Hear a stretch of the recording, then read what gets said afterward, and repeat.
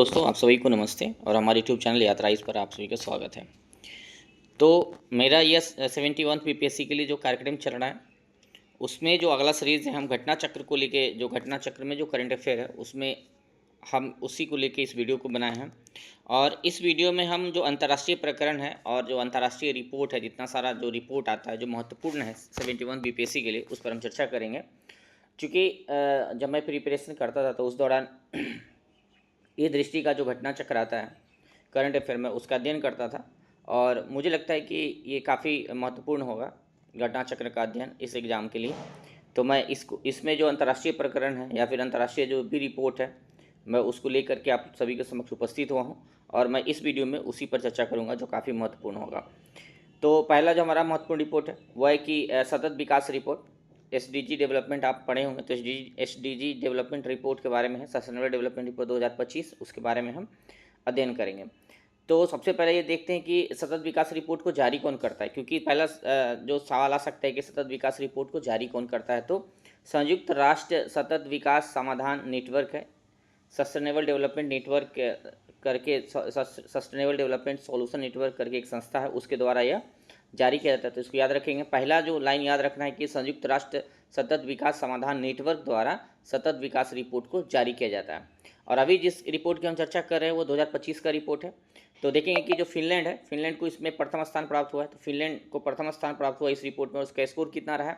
87.0 रहा इसका स्कोर। तो यूपीएससी बीपीएससी में क्या है कि उसके मापदंड पर नहीं पूछा जाता है कि किस आधार पर रिपोर्ट निकाला जाता है, तो इसलिए हम उसका चर्चा भी नहीं करेंगे। चलिए इस रिपोर्ट के बारे में और देखते हैं। इस रिपोर्ट में प्रथम 3 स्थान पे है। पहला तो फिनलैंड है, दूसरा स्वीडन है और तीसरा डेनमार्क है। तो इसको याद रखेंगे आप लोग कि जो सतत विकास रिपोर्ट है उसमें पहले स्थान पर कौन है? फिनलैंड। दूसरे स्थान पर कौन सा देश है? स्वीडन है। और तीसरे स्थान पर डेनमार्क है। इस सूचकांक में अंतिम स्थान पर कौन सा देश है? तो दक्षिण सूडान है। दक्षिण सूडान को अंतिम स्थान प्राप्त हुआ है और स्कोर कितना रहा उसका? 41.6 रहा है। तो आप स्कोर न भी याद रखें तो कोई दिक्कत नहीं है, लेकिन इतना ध्यान रखें कि दक्षिण सूडान अंतिम स्थान पर आए। तो प्रथम और अंतिम स्थान के बारे में जरूर ही पूछा जाता है। साथ साथ भारत का क्या रहा है? तो भारत 99 जो उसका रैंक रहा है भारत का, और 67 स्कोर रहा है। तो इसको भी याद रखेंगे। जो ज़्यादा महत्वपूर्ण होता है रिपोर्ट में तो ये होता है कि उस रिपोर्ट को जारी कौन करता है, उस रिपोर्ट में प्रथम स्थान पर कौन है और उस रिपोर्ट में अंतिम स्थान पर कौन है और भारत का क्या स्थान है। तो ज़्यादा चांस रहता है कि भारत के बारे में पूछा जाए या फिर रिपोर्ट को जारी कौन करता है उसके बारे में पूछा जाए। तो सतत विकास रिपोर्ट में आप देख रहे हैं कि भारत का स्थान कितना है? 99 है। चलिए आगे देखते हैं। एक अगला जो महत्वपूर्ण रिपोर्ट है कि आईएमडी विश्व प्रतिस्पर्धा रिपोर्ट। तो आईएमडी का एक विश्व प्रतिस्पर्धा रिपोर्ट है, उस 2025 का है, उसी के बारे में देखेंगे कि इस रिपोर्ट के बारे में आपको याद होना चाहिए क्योंकि ये भी महत्वपूर्ण रिपोर्ट है। तो चलिए देख लेते हैं इस रिपोर्ट के बारे में। इस रिपोर्ट को कौन जारी करता है? सबसे पहला जो सवाल हमारे अंदर आना चाहिए, हम किसी भी रिपोर्ट किसी भी सूचकांक को जब पढ़ते हैं तो सबसे प्रथम जो सवाल आना चाहिए कि उस रिपोर्ट को जारी करने वाली संस्था कौन सी, क्योंकि यहाँ से सवाल आता है। यूपीएससी में देखेंगे तो हर बार एक आता है, बीपीएससी में भी आता है। जैसे ease of doing business report कौन जारी करता है? तो वर्ल्ड बैंक जारी करता है, जो अभी बंद है, तो उसके बारे में पूछा जा चुका है। और वर्ल्ड इकोनॉमिक आउटलुक रिपोर्ट के बारे में यूपीएससी 2014 में पूछा, फिर 2019 में ही पूछा, उसको आईएमएफ द्वारा जारी किया जाता है। तो उसी प्रकार से रिपोर्ट को कौन जारी करता है पहले ये देखना जरूरी है। तो पहले इस रिपोर्ट को देखते हैं। तो इस रिपोर्ट को जारी कौन करता है? तो international institute for management and development के द्वारा यह जारी किया जाता है। तो याद रखेंगे कि इस रिपोर्ट को कौन जारी करता है? तो international institute for management and development. इस रिपोर्ट में प्रथम स्थान पे कौन सा देश रहा है? तो प्रथम स्थान पे स्विट्जरलैंड रहा है। तो इसको याद रखिएगा, इस रिपोर्ट में प्रथम स्थान पे कौन सा देश रहा है? स्विट्जरलैंड है। जबकि दूसरा स्थान पे सिंगापुर है और तीसरे स्थान पे हांगकांग है। तो एक स्थान तो पूरा याद ही होना चाहिए कि जो आईएमडी का जो प्रतिस्पर्धा रिपोर्ट है उसमें प्रथम स्थान पे कौन सा देश रहा है? स्विट्जरलैंड है। तो इसको याद ही रखिए। दूसरे स्थान पे सिंगापुर और तीसरा स्थान पे हांगकांग रहा है। चलिए आगे देखते हैं। अगला जो हमारा महत्वपूर्ण प्रश्न है कि इसमें अंतिम स्थान पे कौन सा रहा है? तो इस रिपोर्ट में अंतिम स्थान पे वेनेजुएला रहा है, जिसका कितना रैंक रहा है? 69 रैंक रहा है। और भारत का रैंकिंग 41 रहा है। तो भारत 41वें रैंक पर रहा है। भारत 41वें रैंक पर है, तो इसको याद रखेंगे। भारत कितना रैंक रहा है? तो 41वां रैंक रहा है। चलिए आगे देखते हैं। ऊर्जा संक्रमण सूचकांक 2025। तो ये भी सूचकांक काफ़ी महत्वपूर्ण है। ऊर्जा संक्रमण सूचकांक है जो ऊर्जा के बारे में बताता है, ट्रांजेक्शन की ऊर्जा में कितना हम बदल रहे हैं, जो हमारा गैर जीवाश्म ऊर्जा है और जीवाश्म ऊर्जा से हम नवीकरणीय ऊर्जा की तरफ कितना ट्रांसफ़र हो रहे हैं, विश्व की क्या स्थिति है ऊर्जा में। तो इसको देखते हैं। इसको जारी कौन करता है? तो जारी करने वाली एक संस्था है वर्ल्ड इकोनॉमिक फोरम, और वर्ल्ड इकोनॉमिक फोरम के द्वारा ऊर्जा सूचकांक संक्रमण सूचकांक रिपोर्ट जारी किया जाता है। तो वर्ल्ड इकोनॉमिक फोरम को भी याद रखेंगे, एक प्रकार का एनजीओ है। वर्ल्ड इकोनॉमिक फोरम जो है एक प्रकार का एनजीओ है जो दावोस स्विट्जरलैंड में, इस संस्था का हेडक्वार्टर कहाँ है, दावोस स्विट्जरलैंड में। तो इसको भी याद रखेंगे क्योंकि इसका रिपोर्ट महत्वपूर्ण होता है, यूपीएससी बीपीएससी में इस रिपोर्ट के बारे में पूछा जाता है। इसको कौन जारी करता है देख रहे हैं, वर्ल्ड इकोनॉमिक फोरम के द्वारा जारी किया जाता है, और ऊर्जा संक्रमण सूचकांक 2025 उसी के द्वारा जारी किया गया। इस सूचकांक का जो प्रकाशन है फोस्टरिंग इफेक्टिव एनर्जी ट्रांजिशंस 2025 नामक एक रिपोर्ट के तहत जारी किया गया। तो इसको भी याद रखेंगे कि किस रिपोर्ट के तहत जारी किया गया है, तो फोस्टरिंग इफेक्टिव एनर्जी ट्रांजिशन 2025 नामक एक रिपोर्ट है, उसी के तहत इसको भी जारी किया गया है। और ऊर्जा संक्रमण सूचकांक 2025 में स्वीडन जो है प्रथम स्थान पर रहा, तो इसको याद रखेंगे, स्वीडन जो देश है प्रथम स्थान पर रहा है, और जबकि कांगो लोकतांत्रिक जो गणराज्य है उसको 118वां स्थान प्राप्त हुआ है, और जो स्थान क्या है, अंतिम स्थान है। तो प्रथम स्थान किसको मिला, स्वीडन को मिला है, स्वीडन को प्रथम स्थान मिला है, जबकि लोकतांत्रिक गणराज्य को 118वां स्थान प्राप्त हुआ है। तो इसको याद रखिएगा। इस रिपोर्ट में भारत का क्या स्थिति रहा, तो भारत जो है इस रिपोर्ट में 71वें स्थान पर रहा, तो इसको याद रखेंगे। भारत की रैंकिंग क्या रही है, 71th रैंकिंग रही है भारत का, इसको याद रखिएगा। चलिए आगे देखते हैं। अगला जो हमारा महत्वपूर्ण रिपोर्ट है वो है ग्लोबल लाइबिलिटी सूचकांक, यानी कि यह देखा जाता है इस सूचकांक के तहत कि दुनिया में रहने योग्य सबसे बेहतर शहर कौन सा है। तो इस सूचकांक में जो कोपेनहेगन है दुनिया में रहने के लिए सबसे बेहतर जगह इसको माना गया है, और कोपेनहेगन को दुनिया में रहने के लिए सबसे बेहतर जगह माना गया। और इसको जारी कौन करता है, तो इकोनॉमिक इंटेलिजेंस यूनिट द्वारा जारी किया जाता है। तो इकोनॉमिक इंटेलिजेंस जो यूनिट है उसी के द्वारा यह रिपोर्ट जारी किया जाता है। और कोपेनहेगन जो डेनमार्क का एक शहर है उसको इस सूचकांक में प्रथम स्थान प्राप्त हुआ है, रहने के लिए सर्वाधिक उपयुक्त जगह किसको माना गया है, कोपेनहेगन को माना गया है। जबकि दमिश्क जो शहर है, सीरिया का शहर है, उसको अंतिम स्थान प्राप्त हुआ है। दमिश्क को क्या स्थान प्राप्त हुआ है, अंतिम स्थान प्राप्त हुआ है। और दमिश्क जो है विश्व का सबसे कम आरामदायक शहर माना गया है, यानी कि सबसे कम रहने के योग्य माना गया है, कि वहाँ रहने के योग्य का जो रैंकिंग है शहरों का उसमें सबसे खराब स्थिति में कौन है, दमिश्क शहर है जो सीरिया का है। चलिए देखते हैं, एक काफ़ी महत्वपूर्ण रिपोर्ट है वैश्विक लैंगिक अंतराल रिपोर्ट, तो ग्लोबल जेंडर गैप रिपोर्ट इसको बोलते हैं, और ये यूपीएससी के लिए भी काफ़ी महत्वपूर्ण है। और ये रिपोर्ट काफ़ी महत्वपूर्ण है, जब हम मेंस लिखते हैं तो हमारे पास आता है महिला सशक्तिकरण लिखना होता है, भारत में महिलाओं की स्थिति या फिर दुनिया में महिलाओं की स्थिति पर हम लिखते हैं या फिर निबंध लिखते हैं, तो इस रिपोर्ट की भूमिका बढ़ जाती है, क्योंकि ये वैश्विक जो ग्लोबल लैंगिक अंतराल रिपोर्ट है ये, तो जो जेंडर में गैप है डेवलपमेंट को लेके, चाहे इकोनॉमिक अपॉर्चुनिटी पार्टिसिपेशन को लेके, एजुकेशनल अटेनमेंट को लेके, हेल्थ और सर्वाइवल को लेके, पॉलिटिकल एम्पावरमेंट को लेके, जो भी महिला और पुरुष के बीच में गैप है उसको यह बताता है। तो इस रिपोर्ट को देखेंगे, इसका आधार आप देख ही रहे हैं कि इकोनॉमिक पार्टिसिपेशन अपॉर्चुनिटी है, एजुकेशनल अटेनमेंट है, हेल्थ एंड सर्वाइवल है, पॉलिटिकल एम्पावरमेंट है। तो इन आधार पर महिला जो देखता है महिला और पुरुषों के बीच तुलना किया जाता है इस रिपोर्ट के तहत पूरे विश्व के अंदर। तो इसको याद रखिएगा कि जो वैश्विक लैंगिक अंतराल सूचकांक है उसमें प्रथम स्थान कौन प्राप्त किया है, आइसलैंड प्राप्त हुआ है। किसको प्रथम स्थान प्राप्त हुआ है, आइसलैंड को प्राप्त हुआ है। पाकिस्तान सबसे अंतिम स्थान पर रहा है, तो पाकिस्तान का 148वां स्थान है और ये सबसे अंतिम स्थान पर है, तो इसको याद रखिएगा, काफ़ी महत्वपूर्ण है। और इसको भी वर्ल्ड इकोनॉमिक फोरम द्वारा जारी किया जाता है, तो इसको भी याद रखिएगा, वर्ल्ड इकोनॉमिक फोरम जो है इस सूचकांक को जारी करता है। और इसमें भारत का स्थान कितना रहा है, तो भारत का स्थान देखेंगे तो भारत का स्थान 131वां स्थान पर रहा है। भारत को 131वां स्थान प्राप्त हुआ है इस सूचकांक में। तो इसको देखिए, भारत कितने स्थान पर रहा है, 131 रैंक है भारत का, और प्रथम स्थान पे आइसलैंड है, दूसरे स्थान पे फिनलैंड है, और तीसरे स्थान पे नॉर्वे है। इसको याद रखेंगे। और लास्ट में देखेंगे पाकिस्तान का स्थान जो है सबसे अंतिम है, तो इसको याद रखिएगा। भारत जो है 131वें स्थान पर है, किस में, तो ग्लोबल जेंडर गैप रिपोर्ट में, और महिलाओं और पुरुषों के बीच जो विकास के तुलनात्मक अध्ययन है उसको प्रस्तुत करता है, और यह विभिन्न क्षेत्रों में यह रिपोर्ट प्रस्तुत करता है। एक विश्व शांति रिपोर्ट है कि दुनिया में कौन सा देश सर्वाधिक शांतिपूर्ण है। तो यहाँ देखेंगे कि जो विश्व शांति रिपोर्ट 2025 का जारी हुआ है, इस रिपोर्ट में जो ग्रीन एरिया है ये सर्वाधिक शांतिपूर्ण देश है, और जैसा कि आप देख रहे हैं ये कौन सा है, तो उत्तरी अमेरिका का है, और ये यूरोप का क्षेत्र है, और ग्रीन वाले जो भी देख रहे हैं यूरोप है, और कुछ ये ऑस्ट्रेलिया का क्षेत्र है। तो ये विश्व में सर्वाधिक शांतिपूर्ण देश माना गया है इनको। चलिए देखते हैं इस सूचकांक को कौन जारी करता है, ये हमारे लिए काफ़ी महत्वपूर्ण हो जाता है कि जो विश्व शांति सूचकांक 2025 है या फिर विश्व शांति सूचकांक उसको कौन जारी करता है। पहला सवाल आ सकता है, तो इस सूचकांक को कौन जारी करता है, इस सूचकांक को institute for economics and peace द्वारा जारी किया जाता है। तो इसको याद रखिएगा कि जो विश्व वैश्विक शांति सूचकांक है उसको कौन जारी करता है, institute for economic and peace. और वैश्विक शांति सूचकांक 2025 के अनुसार पश्चिमी और मध्य विश्व को सर्वाधिक शांतिपूर्ण क्षेत्र माना गया। तो ये सवाल आ सकता है कि जो वैश्विक शांति सूचकांक है उसमें कौन से क्षेत्र को सर्वाधिक शांतिपूर्ण माना गया है।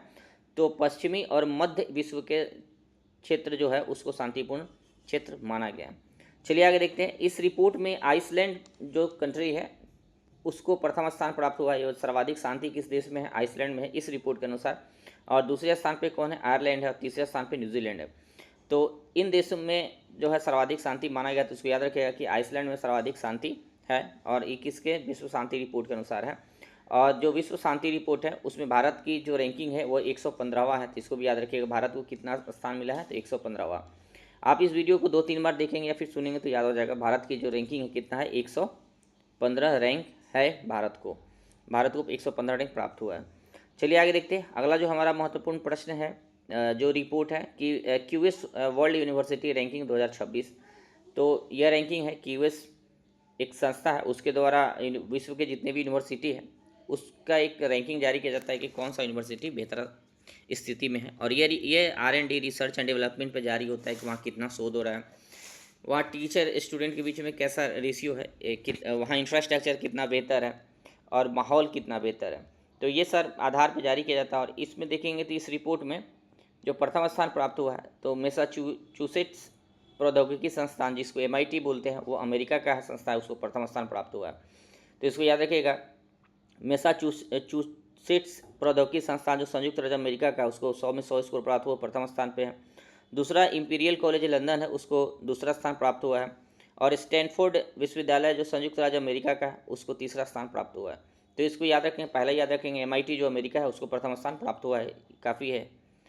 देखते हैं भारत का जो IIT है, जो भारत का IIT दिल्ली है, उसको इस रैंकिंग में भारत की तरफ से प्रथम स्थान प्राप्त हुआ है। जबकि देखा जाए इसको कुल रैंकिंग कितना प्राप्त हुआ है तो 123वां स्थान पे ये रहा है। तो भारत जो क्यूएस वर्ल्ड यूनिवर्सिटी रैंकिंग है उसमें IIT को भारत की ओर से जितने यूनिवर्सिटी इसमें शामिल हुए उसमें प्रथम स्थान प्राप्त हुआ है। जबकि उसका ओवरऑल रैंकिंग कितना है तो 123 है। तो इसको भी याद रखिएगा। चलिए आगे देखते हैं। एक जो महत्वपूर्ण सूचकांक है कि विश्व प्रेस स्वतंत्रता सूचकांक। तो हम यहाँ देखते हैं कि विश्व प्रेस स्वतंत्रता सूचकांक, और ये दिखाता है कि प्रेस की स्वतंत्रता कितना है किस देश में, और इससे पता लगता है कि वहाँ डेमोक्रेसी कितना सस्टेनेबल है, लोगों को बोलने की कितनी स्वतंत्रता है, या फिर संविधान के माध्यम से जो आर्टिकल 19 की क के तहत जो हमें बोलने की स्वतंत्रता प्राप्त है उसमें प्रेस की स्वतंत्रता भी शामिल है, तो उसको कितना इंजॉय किया जाता है। तो इसमें देखें इसका रैंकिंग दिया गया है। तो नॉर्वे को प्रथम स्थान प्राप्त हुआ है, नॉर्वे को प्रथम स्थान प्राप्त हुआ है। अब आता है कि विश्व प्रेस जो स्वतंत्रता सूचकांक है उसको जारी कौन करता है। तो इसको जारी करता है रिपोर्टर्स विदाउट बॉर्डर्स। एक बार UPSC से प्रश्न पूछा था कि इसको कौन जारी करता है, और इस पर भी ये एक NGO है जो फ्रांस में है, तो इस पर भी एक प्रश्न आया था कि रिपोर्टर्स विदाउट बॉर्डर जो है वो एक प्रकार का गवर्नमेंट बॉडी है कि क्या है। तो नहीं, ये क्या है, ये NGO है और इसको जारी करता है, प्रेस स्वतंत्रता सूचकांक को जारी करता है। और इसमें नॉर्वे को प्रथम स्थान प्राप्त हुआ है। नॉर्वे कंट्री है उस वहाँ प्रथम स्थान प्राप्त हुआ है, अर्थात वहाँ जो बोलने की स्वतंत्रता है वो सर्वाधिक सुरक्षित है। और इस रिपोर्ट में देख लेते हैं, नॉर्वे को प्रथम स्थान है, एस्टोनिया है और नीदरलैंड है। ये प्रथम 3 जो देश है उनका नाम क्या है। पहले तो है नॉर्वे, दूसरे स्थान पर एस्टोनिया है, तीसरे स्थान पे नीदरलैंड, और सबसे जो अंतिम स्थान प्राप्त हुआ है वो इरिट्रिया एक कंट्री है, उसको सबसे अंतिम स्थान प्राप्त हुआ है। इसके बाद देखते हैं भारत की जो रैंकिंग रही है विश्व प्रेस स्वतंत्रता सूचकांक में 151 रही है, 151 रैंक रहा है भारत का। तो इसको भी याद रखेंगे, भारत की स्थिति भी बहुत ज़्यादा ठीक इस रिपोर्ट के अनुसार नहीं है। चलिए आगे देखते हैं Times Higher Education Asia University ranking. तो टाइम्स हायर एजुकेशन के द्वारा एशिया की जो भी यूनिवर्सिटी है उसका रैंकिंग जारी किया गया है। तो इसमें भारत के कुल 107 यूनिवर्सिटी को शामिल किया गया है। तो जो इथी का रिपोर्ट है टाइम्स हायर एजुकेशन जो है उसका ये एशिया यूनिवर्सिटी रैंकिंग है, उसमें भारत का कितना कुल यूनिवर्सिटी शामिल किया गया है 107। इसको भी याद रखिएगा कि जो Time Higher Education Asia University ranking उससे भारत के कुल 107 यूनिवर्सिटी को शामिल किया गया है। और इसमें जो प्रथम स्थान प्राप्त हुआ है एक सिंघुआ यूनिवर्सिटी है, सिंघुआ चीन का यूनिवर्सिटी है उसको, और पेकिंग यूनिवर्सिटी चीन का ही है। प्रथम 2 स्थान पे चीन का यूनिवर्सिटी है, तीसरे स्थान पे नेशनल यूनिवर्सिटी ऑफ सिंगापुर है। तो प्रथम 3 स्थान में भारत का कोई भी यूनिवर्सिटी शामिल नहीं, तो इसको भी ध्यान रखेंगे। कि सिंघुआ यूनिवर्सिटी है उसको प्रथम स्थान प्राप्त हुआ है। किस में प्राप्त हुआ है? तो टाइम हायर एजुकेशन का एशिया यूनिवर्सिटी रैंकिंग रिपोर्ट है, उसमें जो है चीन की यूनिवर्सिटी सिंघुआ को प्रथम स्थान प्राप्त हुआ है। अब भारत की तरफ से देखिए तो भारत का भारतीय विज्ञान संस्थान बेंगलुरु है, IISc बेंगलुरु इसको बोलते हैं, इसको ओवरऑल 38वां स्थान प्राप्त हुआ और भारत की तरफ से प्रथम स्थान प्राप्त हुआ है। जबकि QS वर्ल्ड यूनिवर्सिटी रैंकिंग में भारत की तरफ से प्रथम स्थान प्राप्त करने वाली संस्था यूनिवर्सिटी कौन था? तो IIT दिल्ली था। तो इसको भी याद रखेंगे, जो QS जो यूनिवर्सिटी रैंकिंग था उसमें IIT दिल्ली था और उसको प्रथम स्थान प्राप्त हुआ था। जबकि टाइम हायर एजुकेशन की जो एशिया यूनिवर्सिटी रैंकिंग है उसमें प्रथम स्थान पर कौन है? तो भारतीय विज्ञान संस्थान बेंगलुरु है। एक सोलिनी यूनिवर्सिटी है, उस भारत का जो यह यूनिवर्सिटी है ये एक निजी यूनिवर्सिटी है, प्राइवेट यूनिवर्सिटी है और निजी यूनिवर्सिटी में यह सर्वोच्च स्थान प्राप्त किया है भारत की तरफ से और इसका रैंक ओवरऑल 146वां है। तो इसको भी याद रखेंगे। चलिए आगे देखते हैं। अगला जो हमारा महत्वपूर्ण प्रश्न है कि विश्व सामाजिक रिपोर्ट है, वर्ल्ड सोशल रिपोर्ट 2025 है। तो इस रिपोर्ट के बारे में देखते हैं। यह रिपोर्ट संयुक्त राष्ट्र आर्थिक एवं सामाजिक मामलों के विभाग द्वारा प्रकाशित किया जाता है और यह एक वार्षिक विश्लेषण होता है उसका, कि वह देखता है कि वर्ल्ड में जो सोशल कंडीशन है किस तरीक़ा से है। तो इसको जारी करता कौन है? संयुक्त राष्ट्र आर्थिक एवं सामाजिक मामलों के विभाग द्वारा यह जारी होता है। इस रिपोर्ट को सामाजिक प्रगति में तेज़ी लाने के लिए नई नीतिगत सहमति नामक शीर्षक से जारी किया गया। तो इस रिपोर्ट को एक सामाजिक प्रगति में तेज़ी लाने के लिए नई नीतिगत सहमति एक रिपोर्ट प्रकाशित किया गया और उसी रिपोर्ट में इस रिपोर्ट को भी प्रदर्शित किया गया है जो वर्ल्ड सोशल रिपोर्ट 2025 है। तो इतना ही इसको याद रखेंगे। फिर देखते हैं आगे। वैश्विक पवन ऊर्जा रिपोर्ट है। तो वाइन एनर्जी को जानते हैं कि हवा के माध्यम से जो है टरबाइन को चलाया जाता है। ये हवा है और हवा के माध्यम से विंड से हम यहाँ टरबाइन चलाते हैं और इसके माध्यम से बिजली जनरेट किया जाता है और काफ़ी रिन्यूएबल एनर्जी है, नवीकरणीय ऊर्जा जिसको बोलते हैं, स्वस्थ एनर्जी है, ग्रीन हाउस गैस को उत्सर्जित नहीं करता है और दुनिया के अंदर ग्रीन हाउस गैस के प्रति जो वैश्विक लड़ाई चल रही है उसको कम करने के उसमें महत्वपूर्ण भूमिका का निर्वहन करता है। तो इसको कौन जारी किया है? तो रिपोर्ट को वैश्विक पवन ऊर्जा परिषद जो लंदन में अवस्थित है उसके द्वारा जारी किया गया है और वर्ष 2024 में पूरे विश्व भर में रिकॉर्ड 117 गीगावाट नई पवन ऊर्जा क्षमता स्थापित की गई है। तो 24 में क्या हुआ है कि सर्वाधिक 117 गीगावाट की जो पवन ऊर्जा क्षमता उसका विस्तार किया गया है। इस रिपोर्ट के अनुसार कुल वैश्विक पवन ऊर्जा की जो स्थापित क्षमता है कितना हो गई है? तो 1136 गीगावाट इसकी क्षमता हो गई है। तो 1136 गीगावाट इसकी क्षमता पहुंच गई है और पूरे दुनिया में स्थापित क्षमता के मामले में चीन प्रथम स्थान पर है और चीन के पास टोटल दुनिया का 46% पवन ऊर्जा का उत्पादन होता है, उसके पास स्थापित क्षमता है। जबकि संयुक्त राज्य अमेरिका का स्थान दूसरा है, तीसरे स्थान पर जर्मनी है और चौथे स्थान पर भारत है। तो इसको भी याद रखिएगा। भारत जो है पवन ऊर्जा के उत्पादन के मामले में कितवें स्थान पे है? चौथे स्थान पे है। तो ये काफ़ी महत्वपूर्ण है भारत के लिए। और भारत, इस रिपोर्ट में बताया गया है कि भारत के पास जो कुल स्थापित क्षमता है 2025 तक 51 गीगावाट हो गया है, 51 गीगावाट हो गया है। तो 51 गीगावाट तक भारत पहुँच गया है। तो इसको भी याद रखिएगा। और भारत का स्थान पूरी दुनिया में कितना है? चौथा है। अंतर्राष्ट्रीय बौद्धिक संपदा सूचकांक 2025, अंतर्राष्ट्रीय बौद्धिक संपदा सूचकांक 2025। तो सबसे पहला सवाल तो यही कि इसको जारी कौन करता है? तो इसको जारी करने वाली जो संस्था है उसका नाम क्या है? Chamber of commerce. Chamber of commerce की वैश्विक नवाचार नीति केंद्र है, उसके द्वारा यह जारी किया जाता है। तो अंतर्राष्ट्रीय बौद्धिक संपदा सूचकांक को कौन जारी करता है? तो चेंबर ऑफ कॉमर्स के वैश्विक नवाचार नीति केंद्र के द्वारा जारी किया जाता है। तो इसको याद रखिएगा। और इस सूचकांक में समग्र रूप से संयुक्त राज्य अमेरिका को प्रथम स्थान प्राप्त हुआ है। तो जैसा कि आप जानते हैं कि नवाचार में पेटेंट के मामले में अमेरिका का भी स्थान प्रथम स्थान पर, सर्वाधिक वहाँ इनोवेशन होता है और R&D पर ज़्यादा खर्च होता है। जबकि भारत में R&D पर खर्च GDP का 1% से भी कम है। तो इसको भी याद रखेंगे। और दुनिया के अंदर जितने भी R&D खर्च होता है, रिसर्च एंड डेवलपमेंट में जो खर्च होता है, रिसर्च एंड डेवलपमेंट के कारण ही बौद्धिक संपदा का विकास होता है, पेटेंट का निर्माण होता है, ट्रेड सीक्रेट्स का निर्माण होता है। तो भारत में उस चूँकि R&D कम है तो इसलिए भारत का स्थान जो है इसमें खराब कंडीशन रहता है बौद्धिक संपदा सूचकांक में। और भारत में लगभग 1% से कम R&D में खर्च होता है, 1% से भी कम खर्च होता है। तो उसको भी याद रखें क्योंकि UPSC के पेपर में यह लगभग 3-4 बार आ चुका है। और भारत में R&D पर जितना भी खर्च होता है उसमें सर्वाधिक खर्च किसका होता है? सरकार का होता है। यानी कि सरकार के द्वारा खर्च किया जाता है R&D में। जबकि दुनिया के अंदर यह ट्रेंड है कि सर्वाधिक खर्च किसके द्वारा होता है? तो वहाँ निजी निवेश होता है वहाँ। तो पहले स्थान पर कौन है? संयुक्त राज्य अमेरिका, दूसरे स्थान पर यूनाइटेड किंगडम है, तीसरे स्थान पर फ्रांस है। और इस रिपोर्ट के अनुसार भारत की जो रैंकिंग है, देखते हैं भारत की रैंकिंग 43 रैंक है। भारत का रैंक कितना प्राप्त हुआ है, तो 43वां स्थान पे भारत रहा है। तो 55 देशों की सूची में भारत को 43वां स्थान प्राप्त हुआ है, तो ये ज़्यादा बेहतर स्थिति भारत के लिए नहीं है।